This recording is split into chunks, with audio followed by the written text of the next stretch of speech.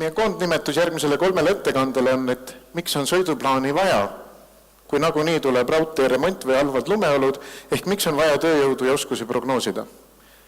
Inga, ole hea. Läheme hakatuseks Eestist natuke kaugemale. Juttu tuleb raudteevõrgu olukorrast Euroopas.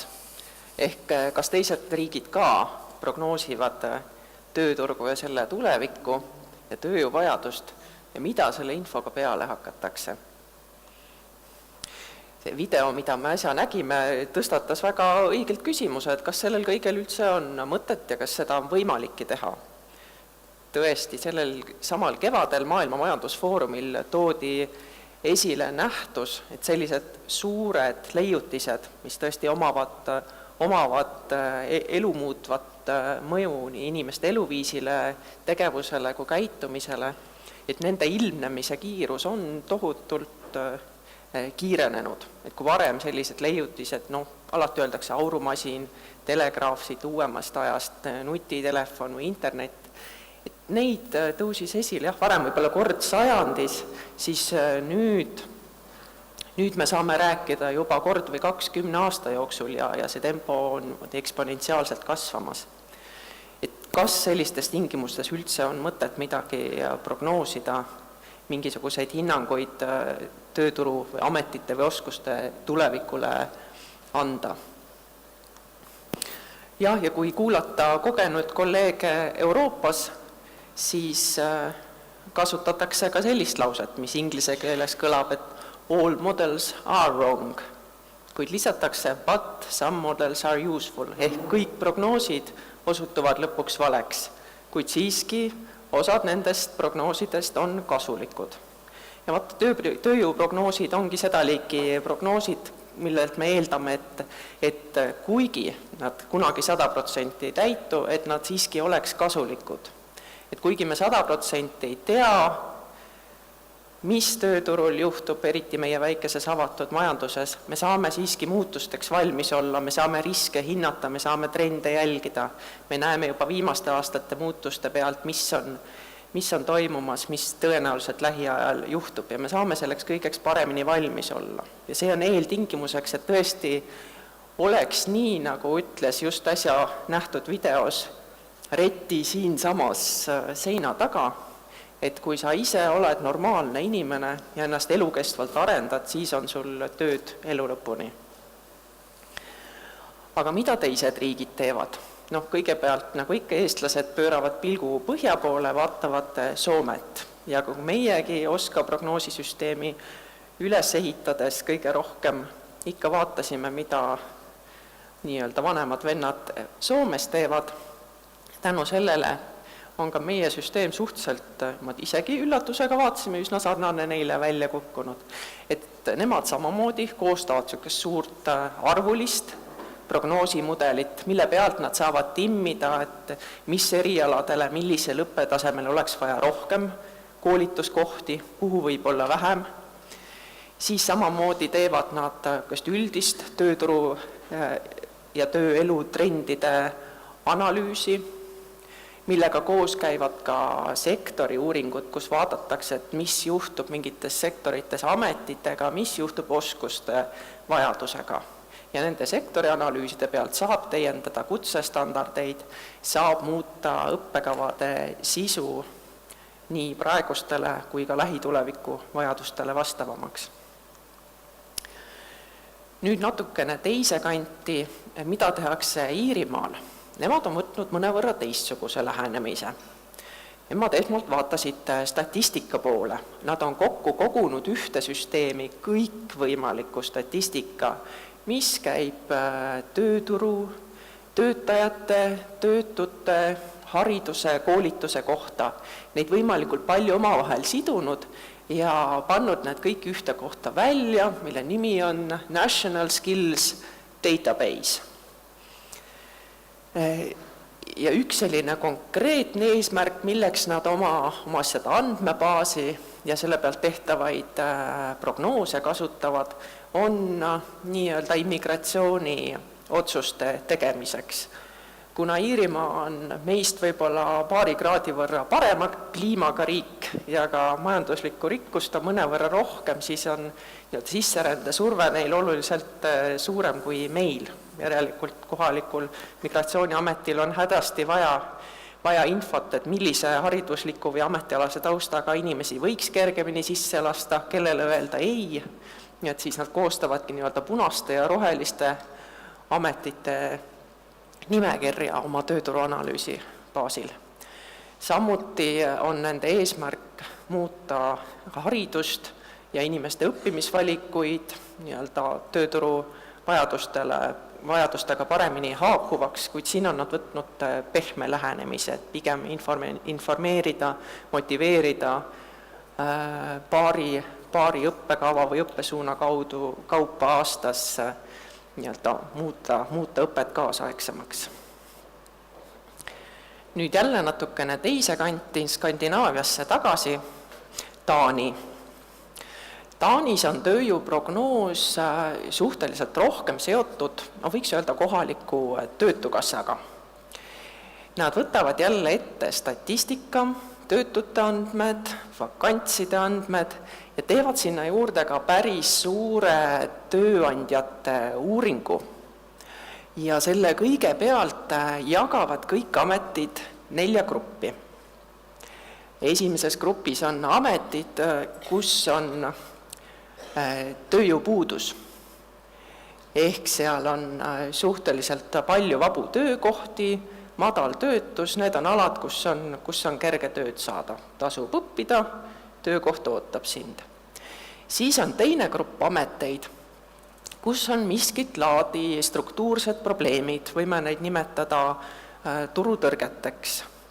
Et sinna on raske häid töötajaid leida, samas tunduks nagu sobiva haridusliku taustaga inimesi oleks töötute seas ka piisavalt, kuid millegipärast nad sinna tööle ei saa. On seal siis palgaprobleemid, mõnikord on need küsimused geograafias, inimesed asuvad füüsiliselt teises kohas, kui asuvad töökohad, või on küsimus oskuste mittevastavuses. Ilmselt iga ameti puhul võivad need probleemid ka olla erinevad. Siis on kolmas grupp ameteid, ütlevad nad selle kohta inglise keeles good job opportunities. Need on need ametid, kus on suur tööjõuvoolavus. Et kui seal ka otseselt värbamisprobleeme ei ole, aga kuna need on alad, kus tööjõud liigub, siis seal ikka tööd leiab. Ja siis on 4. grupp, mis on less good job opportunities. Need on need alad, kus kas siis on inimesi koolitatud mingil ajal liiga palju või koolitame neid praegu rohkem, kui on sellel ajal töökohti. Või on need töökohad juba hõivatud inimeste poolt, kes ei taha sealt ära minna. Igal juhul need on alad, kus võid küll õppida, aga tööd leida sul nii kerge ei ole. Ja selline info on siis abiks ühest küljest nii noortele, kes alles oma õppimisotsuseid teevad, kui ka töötukassa inimestele, kes saavad inimestele soovitada ja suunata neid vabadele töökohtadele. Läheme sealt sammu võrra põhja poole. Norrakad on teinud vahva karjääriportaali. Ma lähen korraks siia, et tõlkida, see on norra keeles ja niimoodi kohe esilehel näitavad kompassi ja ütlevad siin, et kas sa ei ole kindel, kelleks sa tahad saada. Vali endale siit kompassi pealt ala, mis sind huvitab ja leia amet, mis sulle sobib. Ja lisavad sinna juurde, et võib-olla sa leiad isegi sellise ameti, mille olemasolus saab olnud teadlikki. Ja siit, kui sisse minna ja klikkida, siis ametite elualade kaupa avaneb vahva interaktiivne portaal, kus on ameti videod, ametite kirjeldused, saad kohe näha, et kus neid alasid õppida saab, kui suur on tõenäosus sellel alal tööd leida, juba juhatatakse sind ka töökuulutusteni, saad teada, palju on lootust palka saada sellel alal, et sükene vahva mitmekesine portaal, kes sellist portaali ei tahaks. Ja nemad on norrakad on öelnud ka, et isegi kui meil on sellised vahvad tööriistad loodud, siis ikka on väga oluline andmekasutajaid koolitada, et inimestele anda infot, kuhu nad saavad minna teavet otsima ja õpetada neid seda kasutama. Nüüd sealsamas kõrval Rootsis on väga sarnase nimega portaal, kui ühes oli siis Joop Kompassen, siis rootslastel on Yrkeskompassen, et tähendab sama ametikompass.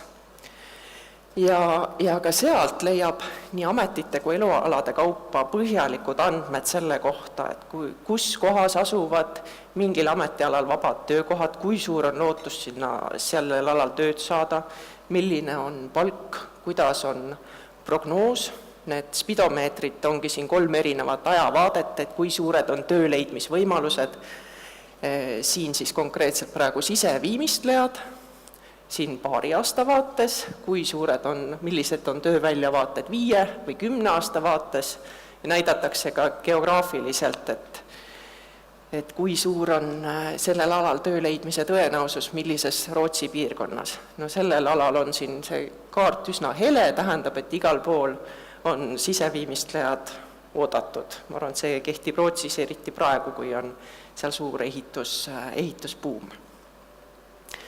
Ja ka rootslased on öelnud seda, et vaatamata sellile, et meil on selline vahva portaal, siis me oleme võtnud omale eesmärgiks rääkida otse aastas 1000 õpetajaga, sest õpetajad on need, kes lähevad ja jagavad infot edasi. Et ma arvan, et see on väga hea mõte. Toon näite ka sellisest rahvusvahelisest organisatsioonist nagu CEDEFOP, mis siis on rahvusvaheline kutsehariduse edendamise ühing. Neil on käimas projekt suurandmete kasutuse osas, et nii-öelda andmekraapimine tööportaalidest, et oleks võimalik Euroopa ja ka riikide suurematest tööportaalidest juba automaatselt ja reaalajas tõmmata infot, millistele ametitele inimesi otsitakse, millised oskused on nendes töökuulutustes, kuidas need oskused ja ametid kokku klapivad, millist haridustaset mingilt ametilt eeldatakse ja kuidas see kõik ajas muutub. Et on juba pilootprojekt tehtud Itaalia peal, ma tean, ja aastaks 2020 on neil lootus kõikides Euroopa riikides see süsteem tööle saada. Meie ootame seda põnevusega. Nüüd, kui pilk Eesti ja meie OSKA süsteemi poole tagasi pöörata, siis kui me, mitte veel päris 3 aastat, varsti 3 aastat tagasi alustasime, mis olid need ootused, mis OSKA tööjõuprognoosile pandi? Mis on niisugune laiem vajadus selle kõige taga? Nagu me siin täna juba olemegi kuulnud, et aidata inimestel kohaneda muutuva tööeluga ja muutuva maailmaga. Et meie koolid õpetaksid rohkem välja neid inimesi, keda tööturg vajab, ja seal on teine pool ka, et inimesed saaksid tööd siis sellel alal, mis nad on õppinud. Et koolis õpetatav vastaks enam reaalse elu vajadustele, et inimesed leiaksid paremini tööd. Nüüd, kui me lugesime kokku, et kus siis praeguseks juba kõik OSKA tulemusi kasutatakse, see nimekiri sai päris pikk. Et selgelt on Haridusministeerium oma allasutustega isegi kõige mitmekesisem kasutaja. Kutsehariduses võetakse OSKA tulemusi aluseks nii koolituskohtade planeerimisel kui õppe sisu sättimisel. Ka kõrgkoolidele on antud suunis õppekavade arendusel arvestada OSKA tulemustega. Kasutatakse prognoosi andmeid täiskasvanukoolituse tellimisel, samuti kasvu erialade ametite tutvustamisel ja populariseerimisel ja kutsestandardite arendamisel. Töötukassa tegevusest räägib Reelika Leetmaa peagi lähemalt, kuid nagu nad ütlevad, kasutavad nad igapäevaselt nii tööotsijate kui tööandjate nõustamisel OSKA teadmist, OSKA tulemusi. Samuti uute täiendus- ja ümberõppemeetmete alusena. Karjääriteenuste osutajad nii Rajaleidja süsteemis, Töötukassa süsteemis kui ka koolides on leidnud OSKA materjalidest abi ja infot. Majandus- ja Kommunikatsiooniministeerium, kellel on mitmeid majanduspoliitika suunamise hoobasid ja projekte, kasutab OSKA infot näiteks ka ümberõppeprojektide alusena. Siin on näiteks toodud IKT baasoskuste õpetamine töötleva tööstuse töötajatele, mis on just sellel nii-öelda Industry 4.0 üleminekul oluline. Samuti välistööjõuga seotud küsimuste lahendamisel. Ja võib-olla niisugune statistilisem näide, Statistikaamet, kui nad sättisid ja täiendasid viimati ametite klassifikaatorit, siis ka sinna saime OSKA-st head infot anda. Nii et nägite siin palju linke, soovitan uurida neid teiste riikide näiteid ka, sealt saab ka palju selliseid ülekantavaid mõtteid ja meie oma OSKA tulemused, siis OSKA veebilehi aadress on siin antud, minge uurige. Aitäh!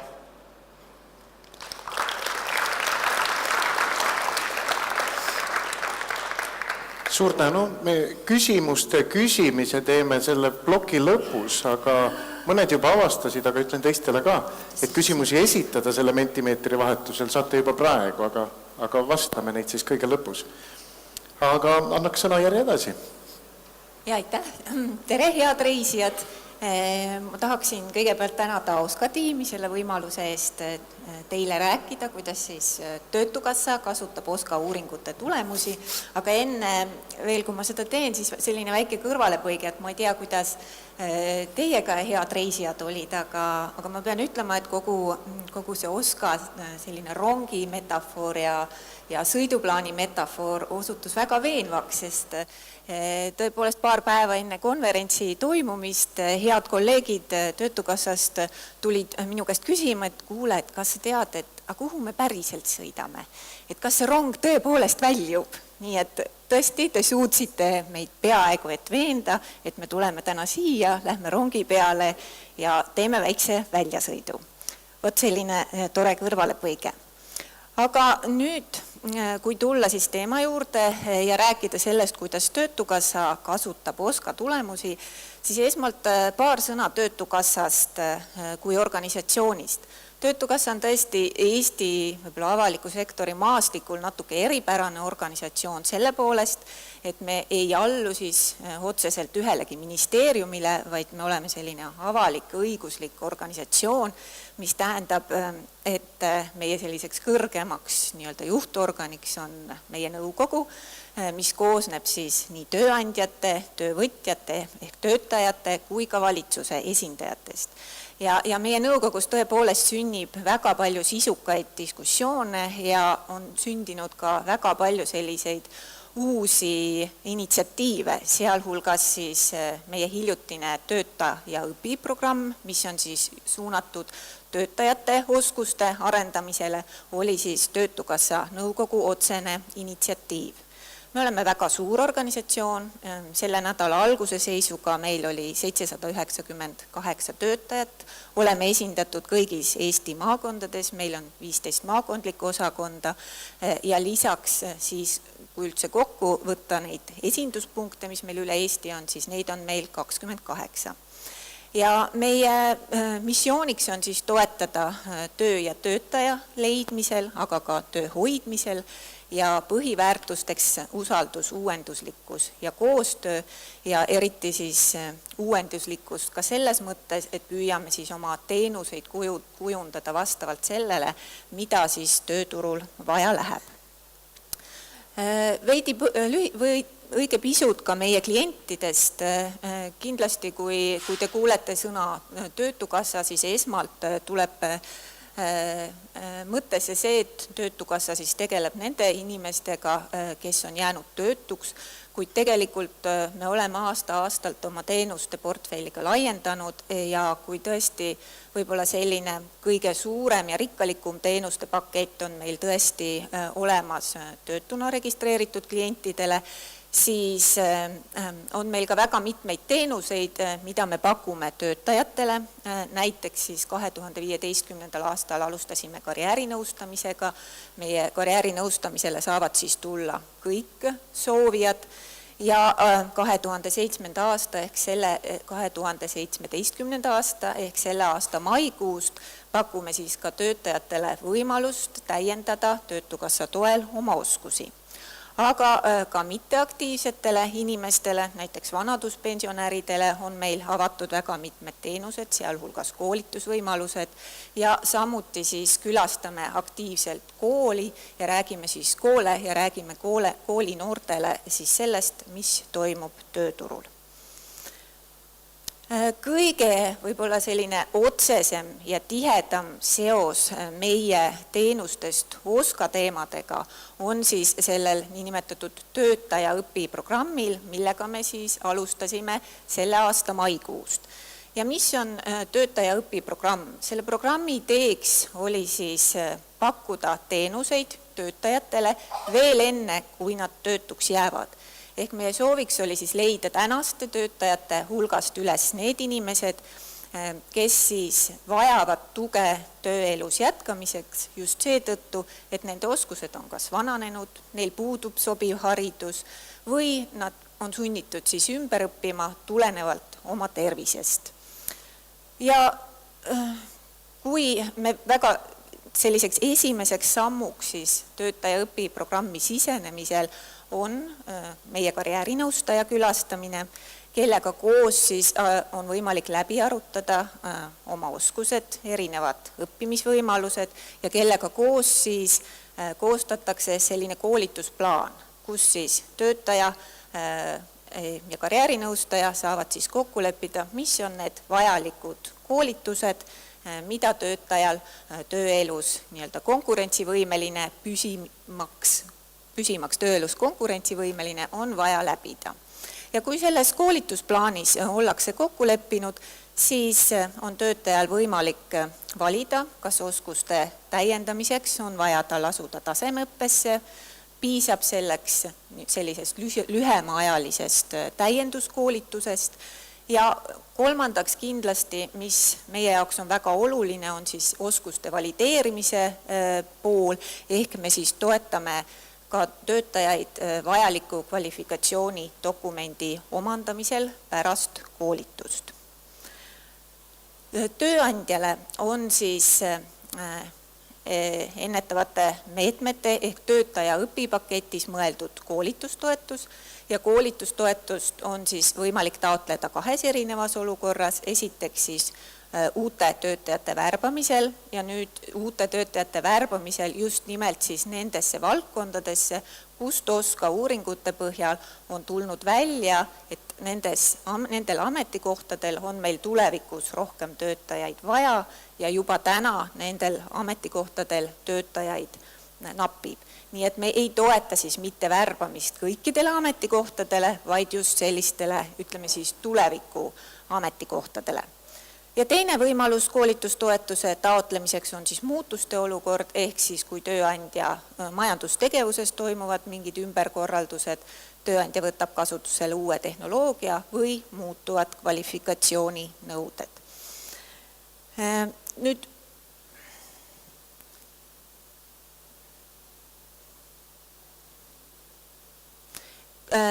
mida ma unustasin ennist eelmise slaidi juures mainida, oli siis see, et ka töötajatele mõeldud täiendõppevõimalused on siis seotud nende samade OSKA valdkondadega, ka need siis nii-öelda õppekavad tasemehariduses või siis koolitusvaldkonnad täienduskoolituses on siis seotud nende nii-öelda tulevikuametite õppimisega, mis siis on välja tulnud OSKA erinevatest uuringutest. Nii et me ei toeta siis igasugust õppimist, vaid eelkõige siis just nimelt töötajate puhul toetame just nimelt selliste tulevikuoskuste omandamisega seotud erialade õppimist. Ja lisaks siis sellistele tulevikuoskuste õppimisele toetame siis ka üldoskuste omandamist. Täna on meil siis 2 üldoskust, mida me töötajate puhul siis toetame. Üks on siis eesti keele oskus ja teine on siis erinevad digioskused. Aga seda mööda, kuidas siis OSKA uuringud arenevad, me siis loodame, et ka OSKA uuringutest tuleb meil infot selliste üldoskuste kohta, mida siis olenemata konkreetsest erialast on tänasel töötajal tööelus edukas olemiseks vaja omandada ja seda mööda, kuidas seda infot siis tuleb, saame me ka oma koolituspaketti laiendada. Nii, ja kui nüüd rääkida juba veelgi konkreetsemalt OSKA uuringute seosest meie tegemistega, siis tänaseks oleme me alustasime mais ja tänaseks oleme me siis valmis pakkuma koolitusi 8 valdkonnas, kus OSKA uuringud on täna valminud ja avalikud. Ja võib-olla siin siis ka üks selline näide, kuidas siis ikkagi jõuab OSKA uuringust see teadmine meie siis täienduskoolitus pakkumisse, tasemekoolituse pakkumisse või siis tööandjate koolitustoetusesse, siis esmalt selles kõige ülemises kastis te siis näete, et igas valdkondlikus uuringus, siin praegu on siis näitena toodud metalli- ja masinatööstus, OSKA tiim siis defineerib sellised põhikutsealad, mis on siis sellised sarnaste oskustega töötajate nii-öelda või sarnaseid oskusi nõudvate ametite grupid. Ja konkreetselt siis näiteks metalli- ja masinatööstuses neid põhikutsealasid oli ligi 10. Meie siis omakorda toetame selliste põhikutsealade omandamist, kus on siis kasvav tööjõuvajadus. Selles metalli- ja masinatööstuses oli selliseid põhikutsealasid 3 ja teiseks tingimuseks on siis see, et sellistest ametitest või sellistel ametitel töötajatest peab juba täna olema puudus. Ja need metalli- ja masinatööstuses oligi siis 3 sellist põhikutseala, need olid siis insenerid, hooldustehnikud ja mehhatroonikud ja erinevad pinkide seadistajad ja operaatorid. Nüüd, kui te vaatate, et tegelikult ainult 3 põhikutseala, siis võib ju tekkida küsimus, või tekibki küsimus, et see on väga piiratud ring, siis tegelikult nagu ma ka alguses juba mainisin, kuna siis see põhikutseala on selliste ametite kogum, siis kui nüüd vaadata täpsemalt, missugused ametid siia alla mahuvad, siis neid ameteid siin all on julgesti üle 40. Ja mis siis sünnib? Me tegelikult päris ise oma majas ei loe lihtsalt siis OSKA raporteid ja ei pane seda nimekirja kokku, vaid meil on tõesti tekkinud OSKA tiimiga väga hea koostöö. OSKA tiim siis annab meile selle sisendi nende nii-öelda põhikutsealade kohta, mis siis vastavad nendele 2 kriteeriumile, ehk neid on tulevikus rohkem vaja ja nendest juba täna ja nendel ametialadel töötajatest on juba täna puudus. Ja selle põhjal siis meie omakorda vaatame, mis on siis need nii-öelda ametikohad, millele värbamist me toetame siis tööandja koolitustoetuse kaudu ja kui nüüd rääkida siis töötajatele mõeldud koolitustest, siis selleks, et välja selgitada need nii-öelda õppekavad tasemeõppes, mida me toetame, me siis omakorda seame nendele põhikutsealadele ja ametialadele vastavusse need õppekavad, mille läbides saab siis nendel ametikohtadel töötada ja need õppekavad siis omalt poolt, nendel õppekavadel õppimist siis me omalt poolt ka toetame. Et kui me nüüd räägime konkreetselt siis tasemeõppe võimalustest, siis nende 8 uuringu peale kokku tegelikult on täna meil võimalik toetada õppimist enam kui 300 erineval õppekaval. Nii et see õppekavade valik on üsna avar. Ja tööturukoolituse puhul siis siis vastavalt seame vastavusse täiendõppevaldkonnad ja põhikutsealad ja saame siis omalt poolt toetada õppimist nendel täiendkoolitustel. Ja mida ma võib-olla veel tahaksin panna südamele kõikidele nendele haridusasutuste juhtidele, kes täna meil siin reisijate hulgas on, siis alati, kui me hindame või teeme seda vastavust nii-öelda tasemeõppe õppekavade osas, me oleme saatnud ka koolidele vastava info sooviga, et nad siis vaataksid, kas see õppekavade loetelu on asjakohane, kas te üldse avate selliseid õppekavasid ja palunud siis ka tagasiside, et kas teie õppekavade hulgas on veel mõni selline, millel õppides tegelikult võiks asuda tööle ühel siis nendest ametitest, mille järele on tulevikus suurem vajadus ja kus täna juba töötajaid napib. Ja lõpetuseks ma tahaksin siis öelda, et meie kindlasti peame OSKA tööd väga vajalikuks, väga oluliseks sisendiks ja tahame nii-öelda tööjõu vajaduse prognoose kindlasti kasutada nii praegu kui ka tulevikus enam siis sisendina meie teenuste disainimisel, eelkõige koolitusel, eelkõige karjäärinõustamisel. See on meile väga oluline info. Me oleme ka ise arendanud endale ühe sellise lühiajalise tööjõuvajaduse prognoosimise tööriista, mis on siis tööjõuvajaduse baromeeter ja mis samuti siis aitab nii-öelda hinnata, milliste ametikohtade, milliste töötajate järgi on siis tööandjatel puudus ühes või teises maakonnas.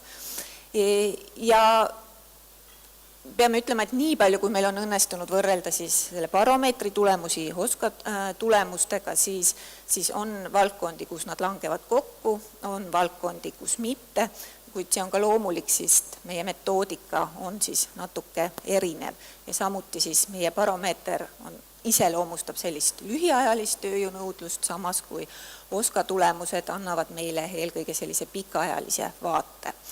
Ja loomulikult Töötukassa üheks põhiväärtuseks kindlasti on uuenduslikkus, siis ka meie soovime kindlasti ära kasutada siis uusi võimalusi, mida pakub meile nii-öelda andmeteadus, andmete arendamine, soovime samuti siis kasutada neid võimalusi oskuste vajaduse prognoosimisel. Siin üks näide, millest siis juba ka eelnevalt Ingve poolt juttu oligi siis seesama CDFOP-i uuring, kus siis tööandja poolt siis üles pandud töökuulutuste põhjal saaks siis regulaarselt analüüsida, missuguste oskustega töötajaid tööandjad otsivad ja seda teadmist siis kasutada nii koolitusvajaduse planeerimisel kui ka karjäärinõustamisel.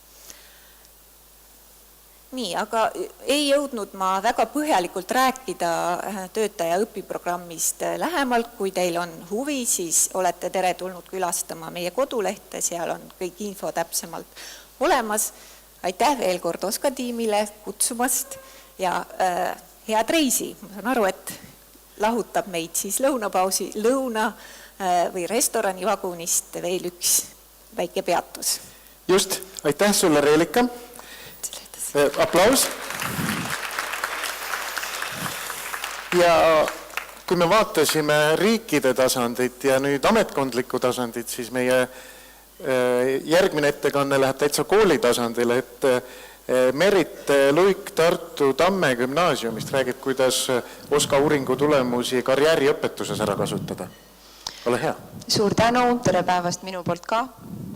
Katsun nende tehniliste viinatega hakkama saada. Kaasaegne aeg nõuab uusi lahendusi. Ma ei taibanud panna selliseid riideid selga, kuhu see pult kinni käib. Nii et teie, kui järgmine kord samas olukorras olete, teadke, daamid, vöö on oluline. Mul seda täna ei ole, nii et mul on 2 vidinat. Mul on hea meel tervitada teid siis ka kooli tasandilt ja juba täna alguses öeldud sõnad panid mind päris tõsisesse olukorda, sest kõik vaatavad koolide poole pika pilguga, kõik ootavad sealt lahendusi sellele, mis pärast seda juhtub, kui koolid läbi on. Karjääriõppega olen ma tänaseks päevaks tegelenud oma koolis üle 10 aasta, lisaks sellele, et ma olen karjäärikoordinaator, olen ma erinevate õppeainete õpetaja, kaasa arvatud karjääriõpetus, seda varasemalt nii põhikooli ja gümnaasiumi tasemel, aga praegu siis peale kooli reorganiseerimist ainult gümnaasiumi tasemel. Ja täna tõesti kutsun ma lugupeetud reisijad teid kaasa väikesele ekskursioonile koolikeskkonda. Ma vabandan ette, kui juba minu jutt on kohati liiga õpetaja metoodiline, aga võib-olla annab see teile arusaamist natuke sellest, millises olukorras on koolis olevad inimesed, kes üliväga üritavad rahuldada ühiskonna vajadusi, aga see ei osutu alati mitte niisama lihtsaks, kui nagu väljaspoolt vaadates tundub. Kui me vaatame seda, mida karjääriõpe tähendab, siis karjääriõppe kaudu tegelikult võiks ju toimuda 4 asja. Ühelt poolt see, et noor inimene saab aru iseendast rohkem. Teiseks ta saab aru, mis toimub tema ümber, ühiskonnas, tööturul, haridusmaastikul. Kolmandalt poolt ta saab aru, kuidas seada sihte. Ja neljandalt poolt ta teab, mida nende sihtide teostamiseks teha vaja on. Ja kui vaadata töömaailma temaatikat, siis vaieldamatult minule õpetajana on see kõige keerulisem koht. Ja miks? Eelkõige seetõttu, et töömaailm on nii kiiresti muutuv, nii ametite sisu, nende vajadus, hariduslikud eeldused. Seetõttu, et tööturu info õpetaja vaatevinklist on suhteliselt raskesti leitav. Iga organisatsioon tegeleb oma jupiga, iga jupp on erinevas kohas, mõnikord on need jupid kokku koondatud, väga tihti ei ole, väga sageli sõltub info ülesleidmine sellest, kas mul on personaalseid kontakte, et ma tean, et kuskil keegi on väga tänuväärse materjaliga välja tulnud, aga väga sageli mul ei ole lisaks tavatundidele aega mööda internetti ja muid toredaid asutusi kolada, et see materjal üles leida. Igaks juhuks teadmiseks ütlen, et koolides toimetavad inimesed karjääriõppe valdkonnas tavaliselt kõige muu põhitöö kõrval ja väga sageli missioonitundest, mis tegelikult tähendab seda, et õpetajate põhiraskuspunkt kuulub põhiainetele. Nii et see on võib-olla lihtsalt tausta teadmiseks, et mis olukorras me teeme, kui me seda karjääritööd koolis teeme. Siis kolmas asi, mis tööturu temaatikat puudutab, on see, et õpetaja vaatevinklist ja õpilase vaatevinklist on need materjalid kohati liiga rasked, sest nad on tehtud erinevate organisatsioonide vajadusi silmas pidades. Need ei ole mõeldud õpilastele või õpetajatele koolis õppetööks kasutamiseks, mis minu jaoks õpetajana tähendab seda, et ma pean need andmed, need materjalid kuidagi tegema arusaadavaks õpilasele ja see on jälle päris tõsine väljakutse. Ja 4. kõigest eelnevast tulenevalt sellist tervikpilti kokku saada on nagu suhteliselt keeruline, et saada aru, mis siis tervikuna toimub, sest mina justkui, kui ma lähen õpilaste ette, antud hetkel ma tegelen rohkem 11-12 klassi õpilastega, kui ma teen karjääritööd, ma peaksin justkui valdama informatsiooni kõikide valdkondade kohta, et suuta mõistlikke käsitlusi pakkuda, mõistlikke lahendusi pakkuda. Päris mõnus väljakutse. Ja nüüd, kui mõni aeg tagasi, umbes nii 1,5 aastat tagasi, ühel kaunil suvehetkel, kui tavatöö oli läbi ja vaikselt hakkas koitma, et uus õppeaasta hakkab tulema, mööda interneti kolades, nagu ma ikka seda teen enne uut õppeaastat, oli piiritu minu suur rõõm, kui ma avastasin OSKA materjalid.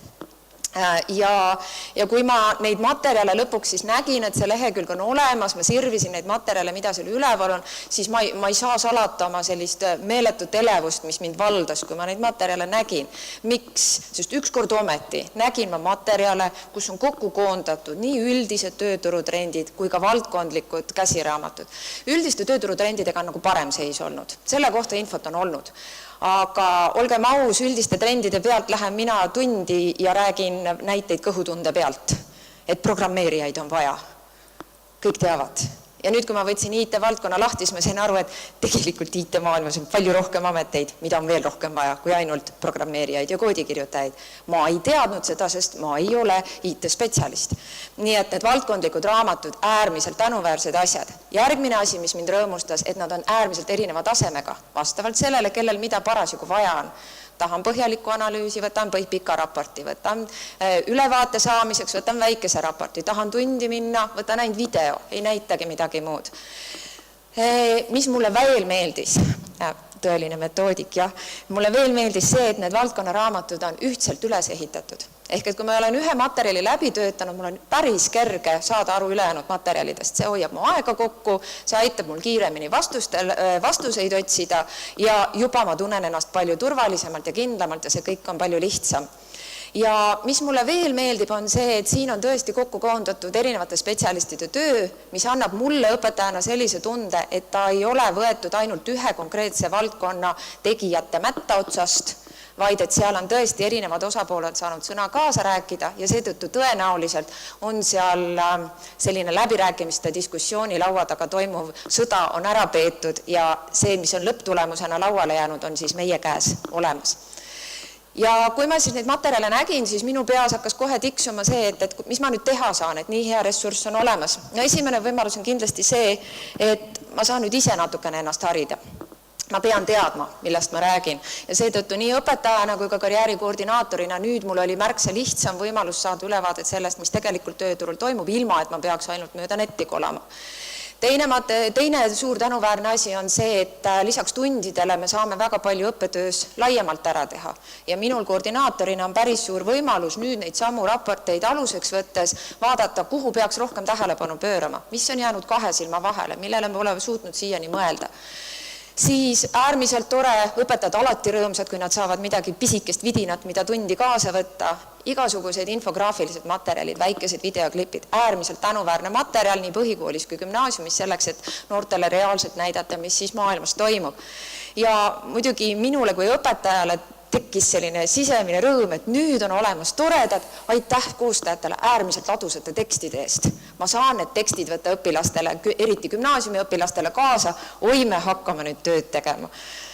Noh ja siis, kui ma siis ükskord istusin laua taha, et hakkan siis nüüd metoodikaid välja mõtlema, et kuidas ma nende tekstidega siis nüüd õpilaste ette lähen, siis minu esimene elevus natukene rauges. Sest see ei olegi niisama lihtne. Tekst on ju tore, aga mis te arvate, et õpilane vabatahtlikult tahab neid lehekülgede kaupa lugeda? Ei taha. Järelikult ma pean leidma mingisuguse viisi, kuidas nad on valmis minuga kaasa tulema, et neid tekste käsitleda.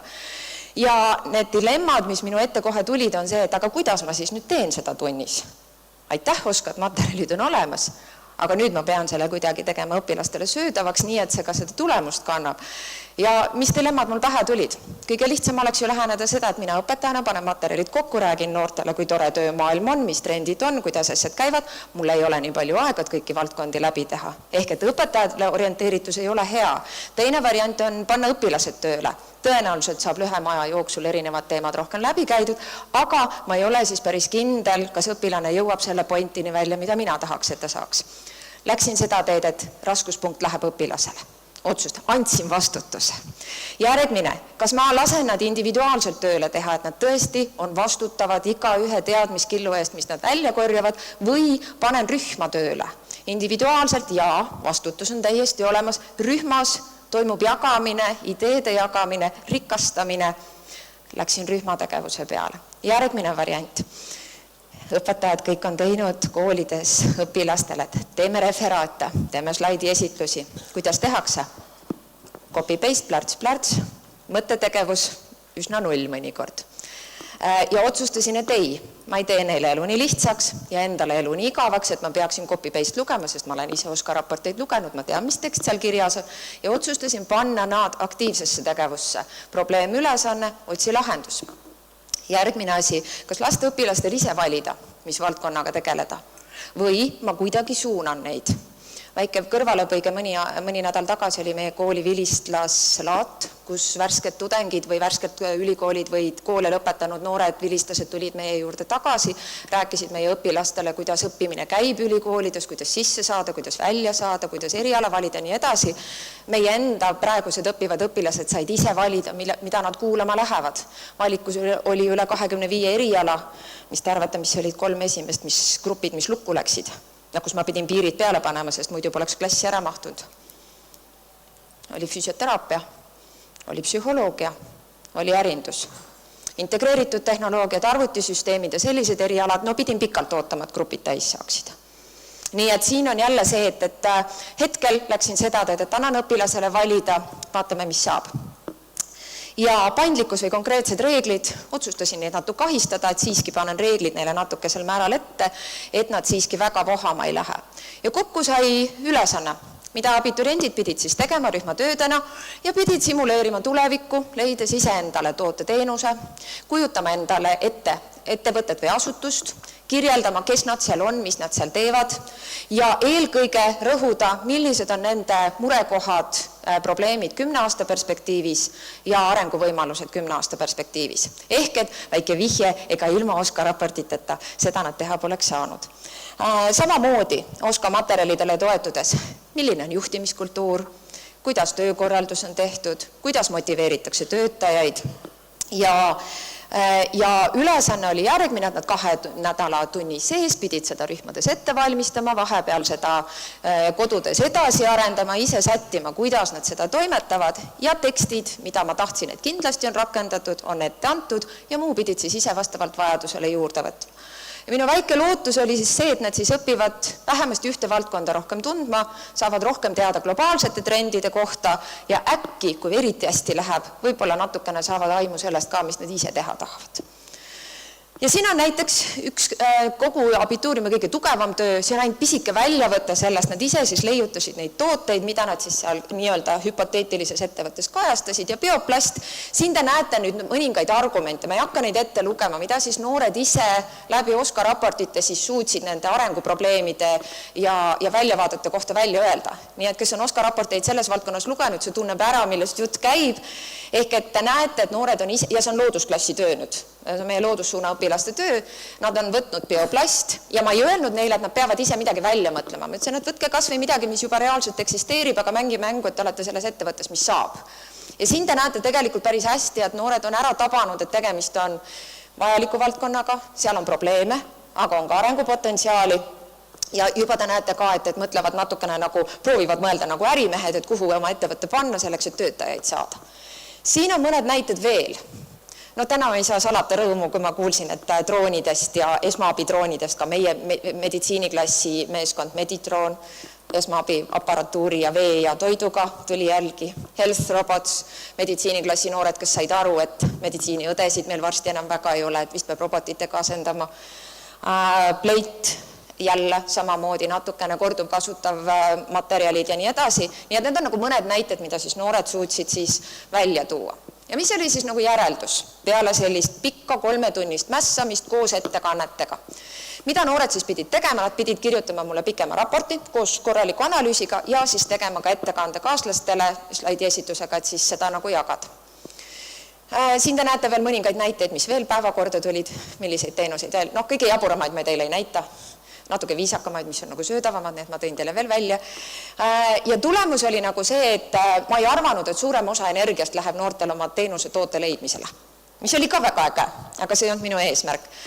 Raportitest enamusjuhtudel kasutati, mida jäädi hästi palju oma ameti juurde, kirjeldati seda, kes ma seal olen ja kus ma olen õppinud ja millised oskused mul on. Ja prognoosidest rakendati hästi palju globaalseid trende, ja siis natukene vähem tõesti neid ametivaldkondlikke raamatuid, aga siiski oli seal ka olemas neid töid, kus oli näha, et hästi korralik töö oli seal ka siis tehtud. Ja mida ma märkasin? Eesti laps on harjunud konkreetse ülesandega, mida tuleb individuaalselt teha ja kus on õiged valed ja vastused. Ja nii kui sa annad talle loova ülesanne, ta satub variant A, kas täiesti ärevusse, sest ta kardab, et ta eksib, sest ta ei saa aru täpselt, mis talt oodatakse ja milline on lõpptulemus, sest minul ei ole õiget vastust, ta peab selle ise looma. Või variant B, kui on loo ja vaba ülesanne, siis on näiline tunne, et see kõik on nii lihtne. Ja need, kellel oli nii lihtne, need said siis umbes 2 päeva enne projekti esitamist aru, et ei olegi nii lihtne. Ja see töö kvaliteedis paistis ka välja. Nii et tegelikult on näha, et see on probleem, et me koolides siiski õpetajal on lihtsam teha selliseid individuaalseid asju. Ja nüüd huvi reisijatest oli meil juttu ja see läks mulle väga hinge. Noored saavad huvituda sellest, mida nad teavad ja noored saavad huvituda sellest, millest nad saavad aru. Ja kui mina koolis õpetajana ei leia seda lisaressurssi oma nädalavahetustelt või pere kõrvalt aega, et veel lugeda neid materjale, mis on mööda netti laiali, siis ma ei oska neil huvi äratada. Ma ei oska neile öelda, et see on valdkond, mille vastu sa võiksid huvi tunda. Ja seetõttu on OSKA äärmiselt tänuväärne materjal, et mul on nüüd seda palju lihtsam teha, aga see võtab mult jätkuvalt aega, sest selliseid loovaid lahendusi välja töötada õpetajana on ka väga aega nõudev protsess ja küll oleks hea, kui siin veel oleks abijõudusid, kes õpetajatele siin juures appi tuleksid. Ja jätkuvalt mul on hea meel, et kui ma nüüd teisele ringile lähen, ma olen kindel, et uusi ideid OSKA ideede rakendamise kohta, mul mõned on juba olemas, ma proovin neid nüüd teha niimoodi, et nad rohkem neid materjale loeksid ja saaksid aru, mis seal töömaailmas tegelikult toimub. Ja seetõttu ma olen väga tänulik kogu OSKA meeskonnale, et need materjalid on olemas, et ma üldse saan selliseid probleeme endale tekitada, millega õhtutundidel oma ajurakkusid kurnata. Ja seetõttu ma näen, et noored seal juures ka midagi korjavad. Aitäh teile!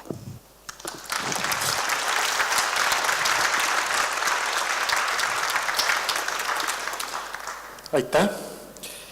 Meil on rekord kogus küsimusi. Nii et võta hästi, et ole hea. Küsimusi on palju. Ma hakkan võib-olla siit tagant otsast pihta, kuna see väga hästi selle Merit sinu jutuga haakub. Et keegi on küsinud, et kas teil on kunagi olnud kasu ka Rajaleidja keskusest? Absoluutselt. Rajaleidja keskus, et ta ei kujuta mina tänasel päeval oma tööd ette, sest et meil on väga kenasti oma karjääri nõustajatega ära jagatud, kes mida teeb, meil on rollid selgelt jaotatud ja minu tööd teeb nende olemasolu absoluutselt palju lihtsamaks. Pikemalt ei seleta, aga ilma nendeta oleks meie elu palju keerulisem.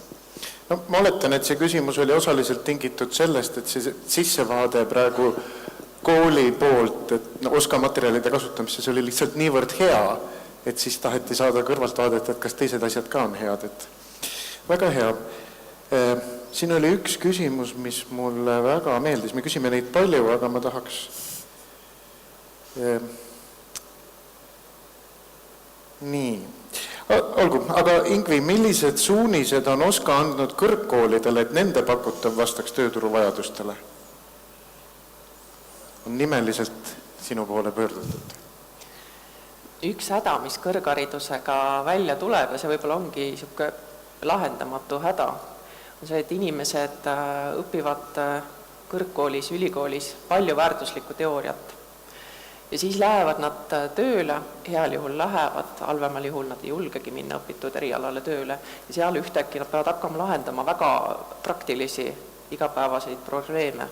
Ja nüüd see link teoorialt praktikale ei ole nii sujuv ja kerge. Et on õppijate ootus, et ma saaksin ka juba ülikoolis ja kõrgkoolides õppides rohkem praktilist kogemust. See ei ole ülikoolidel alati nii kerge, aga kui me vaatame ka niisuguseid globaalsemaid suundumusi hariduses, siis üks asi, mis me näeme, on, et mingis mõttes kõrgharidus ja kutsehariduses lähenevad teineteisele, et kutseharidusest oodatakse ka juba rohkem teooriat, sellist suure üldise pildi nägemist, samast kõrgharidusest ka ikkagi selle teooria kõrval rohkem ka niisuguseid praktilisi elulisi oskusi. Et ilmselt see lähenemine mingi aja jooksul toimub. Üks küsimus, mis mul sinu ettekannet kuulates ka tekkis, et sa rääkisid Norrast, Taanist, Rootsist, Soomest. Kas sul selline võrdlus ka on või siis julgus ise see hinnang anda, et millise riigi nagu see prognoosimine kõige nagu täpsem ja edukam on olnud, et millest kõige rohkem Eesti võiks šnitti võtta? Ma arvan, et siin täpsuses vahet ei ole, et see prognoosimine, nagu me ütlesime, läheb alati valesti. Aga lihtsalt need vahendid, mis riikidel kasutada on äärmiselt erinevad. Et kui me siin tõime palju näiteid Skandinaaviast, siis nemad on õnnelikus olukorras selles mõttes, et seal on väga vana ja korralik registrite kultuur. Et neil lihtsalt ongi väga palju ja mitmekesiseid registriandmeid kasutada ja tänu sellele nad saavad luua häid ja põhjalikke statistilisi mudeleid, mille pealt võib-olla siis toota sama teadmist, mille jaoks meie peame minema põllule ja ükshaaval need samad asjad kokku korjama. Et sisend info on parem. Reelika, väga vahva küsimus. Tundub, et Töötukassa ei tegele enam ammu ainult töötutega, vaid kogu tööjõuturuga. Millal saab Töötukassa uue nime Tööõnnekoda? Aitäh hea nime pakkumise eest kõigepealt, et ma muidugi ei oska sellele küsimusele väga täpselt vastata, aga ütleme siis nii, et me liigume sinna poole. Ja ma arvan, et eks jälle oli osaliselt ka Tiia ettekandest, kus oli see tööõnne spetsialist, see inspireeritud, aga just ka see pool, et töötu ei ole sõnana ilmselt nagu väga positiivseid assotsiatsioone tekitab. Lihtsalt pigem võtta tagasi sidena. Kuidas Töötukassa arvestab inimese soovi omandada Töötukassa toel oskust, mida küll OSKA ei toeta, aga mis aitaks sellel inimesel saada seal enda piirkonnas nagu tööle? Et see justkui läheb suure trendiga vastuollu, aga koha peal nagu aitaks seda inimest. No nende klientide puhul, kes on siis täna registreeritud meil töötuna, nende puhul siis me tõepoolest vaatame seda, et mis on siis reaalselt ka selle inimese võimalused, arvestades seda, kus ta elab. Ja meie töötute registreeritud klientide puhul siis me küll püüame tõsta inimeste teadlikkust, tutvustades talle erinevaid valikuid ja võimalusi, mida siis on vaja tööelus edukaks toimetamiseks, aga ikkagi me püüame selle plaani teha realistliku, et kui ikkagi selgub, et seal konkreetses väikses kohas näiteks on siis juuksuri ametikoht vaba ja see on see, mida siis inimene oskab, siis me oleme valmis ka teda sellest toetama. Merit, sulle on veel ka selline küsimus, et täna tegelevad noorte karjäärinõustamisega Töötukassa, koolid, Rajaleidja, et kas see süsteem sellisel kujul on praktiline? Ma arvan, et tänaseks päevaks on päris hästi välja kujunud, kes mida teeb. Ja ma olen veendunud selles, et siiamaani või aastaid ennem seda, et hästi palju on koolid käsi pikka oodanud välispartnerite abi ja toetust. Et Rajaleidja tule aita seda teha ja Töötukassa tule räägi tööturutrendidest, aga reaalsus on see, et see ajaressurss, mida välispartnerite kaasamisega on võimalik rakendada, on üliväike, mis tähendab tegelikult seda, et suur osa informatsiooni läheb ikkagi läbi töötamata ja seetõttu mul on ülihea meel, et tasapisi järjest enam koolid võtavad selle vastutuse enda kanda, sest nemad tunnevad neid noori kõige rohkem. Ja seal, kus kool ise jääb hätta, näiteks olgu individuaalne karjäärinõustamine või olgu spetsiifiline tööturuga seotud aspektid, mida ma saan 1 tunni raames ära rääkida, aga olgem aus, tööturu trende noorele 1 tunniga nii ei räägi, et nad saavad aru, et tõesti see teda ka puudutab, mis tähendab seda, et kool peab ikkagi saama iseseisvaks. Nii et minul on väga hea meel teha pidevalt koostööd Töötukassaga, Rajaleidjaga, veel väga paljude erinevate organisatsioonidega, kaasa arvatud kõrgkoolid ja kutsekoolid, aga see initsiatiiv peab tulema kooli enda seest. Siis on veel küsitud, see ei ole nüüd nimeliselt kellelgi, aga ma arvan, et kõik võivad vastata, et OSKA tegeleb täna väga palju sellega, kuidas noorest saaks, et ta õpiks õige ameti, et temast saaks nagu hea töötaja, aga kuidas temast siis saaks loomeinimene või ettevõtja, et see jääb siit mudelist välja või ei jää? Ma arvan, et see ei jää mudelist välja, et ettevõtlikkus, ettevõtlusoskused, see on ka asi, mis tuleb meil raportist raportisse välja, mida me oleme rõhutanud, et see olla töövõtja ei ole muidugi tänapäeval enam kaugeltki ainus valik. Siis on üks konstanteering võib-olla, aga võib-olla te tahate ka kommenteerida, et äkki milleeniumi lapsed muutuvad tegelikult tavalisteks tööinimesteks, kui nad saavad endale korterilaenu ja lapsed ja autoliisingu. Et äkki ei olegi üldse mingisugust nagu erinevust võrreldes varasemate põlvkondadega? Sellele saab tõenäoliselt 10 aasta pärast vastata, mis neist saanud on, või veel natukese aja pärast, aga mina olen koolis olnud päris mõnda aega juba, siis tegelikult näha on, et noored oma unistustes ja kohati ka väga realistlikes unistustes on palju julgemad kui võib-olla meie põlvkond või põlvkonnad ettepoole. Ehk et nad julgevad mõelda raamist välja ja mitte ainult väga stabiilse kindla töökoha raames, nii et ilmselgelt see, ma arvan, et tagasi ei lähe. Kuigi nõus, et kui mul on pere ja mul on juba pangalaen või liising kukla peal, eks ju, et siis see seab mingisugused piirid. Ja siiski ma arvan, et nad on võib-olla julgemad tegema selliseid, võib-olla mõnikord ka kergekäelisi otsuseid, aga siiski selliseid kannapöördeid, kui võib-olla meie ise oleme seda teinud. Siis oli veel küsimus selle kohta, et kas Töötukassa tegeleb ka sellega, et või OSKA siis ka, et kui nüüd me nagu sellest töötajast räägime palju ja sellest, et kuhu nagu areneb see vajadus tööjõu järgi ja kuhu maailm areneb ja nii edasi, aga et ka tööandjaid järgi tuua, et mingisugused tööandjad võib-olla vajaks täpselt sama palju seda järeleaitamist. Ja meie tegeleme väga palju tööandjatega, meil on igas maakonnas lausa olemas tööandjate konsultant, ehk siis tema peaks siis olema inimene, kes suhtleb siis antud maakonnas kõikide tööandjatega, teab tööandjate soove ja vajadusi ja oskab neile siis ka pakkuda meie teenuseid, sealhulgas nii infot tööturu vajaduste kohta, kui siis ka tutvustada kõiki neid koostöövõimalusi, mida me koostöös tööandjatega teha saame. Et see ei ole nagu tähelepanuta? Ei.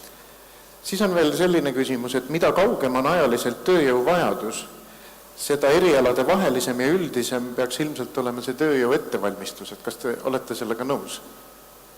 On küsimus. Et mida kaugemal on, et seda üldisem, et me ju ei tea seda tuleviku vajadust väga täpselt. No see on päris kindel, et täpselt nende oskustega, mis ma täna koolis saan, kindlasti ma 50 aasta pärast enam ei toimeta. Et ilmselt kõige olulisem on saada mingi praegu toimiv oskuste pakett, aga saada ka paindlikkus, saada sinna juurde õppimise oskus ja ennekõike see suhtumine, et ma vaatan maailma uudishimuliku ja avatud pilguga ja olen valmis kogu aeg järjest õppima kõik uued asjad ära, mis elu mulle ette toob. Jah, ma olen ka väga nõus Ingvega ja see on ka võib-olla üks põhjus, miks meie Töötukassas olemegi näinud seda, et me tahaksime toetada meie töötajaid tegelikult kogu tööelu jooksul, et see ei pea olema ainult mingi kindel periood, kas töötusperiood, vaid tõesti me näeme, et kuna see oskuste vajadus muutub nii kiiresti, siis tegelikult on vaja ennast kogu aeg tööelu jooksul täiendada ja selleks peavad siis ka olema loodud võimalused. Ja seda nad siis ka nüüd on siis meie töötaja õpiprogrammi läbi loodud. See on võib-olla ka hea koht, kus me saame oma jutu alguse ja lõpu nagu hästi kokku sõlmida, sest mäletavasti alguses Reti ütles seal videos, et 2 tingimust peab olema, et sa pead olema valmis kogu aeg õppima ja teine, et sa pead normaalne inimene olema, et siis sa saad hakkama. Nii et katsume õppida ja katsume olla normaalsed inimesed. Suur tänu teile. Ma annaks teile ka tuleviku vaatamise prillid. Sellepärast, et vähemalt minu jaoks olid äärmiselt huvitavad sissevaatad. Aitäh! Aitäh! Aitäh!